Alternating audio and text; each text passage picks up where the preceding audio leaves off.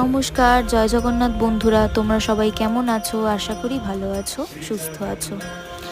আজ শ্রাবণ মাসের প্রথম শনিবার, তাই মন হলো পুজো দেওয়ার জন্য। তো চলে গিয়েছিলাম খিদিরপুরে জগন্নাথ দর্শনের উদ্দেশ্যে।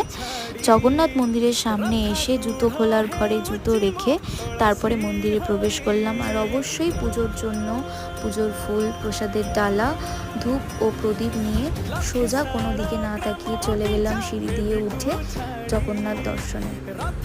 জগন্নাথ দর্শনের পরে মনটা খুব মুগ্ধ হয়ে যায়। এত সুন্দর মূর্তি, সত্যি আগে কখনো এখানে আসিনি, জানতাম না যে এখানে একটা সুন্দর জগন্নাথ মন্দির আছে। তো জগন্নাথ মন্দিরটা এসে সত্যিই মনটা মুগ্ধ হয়ে গেল।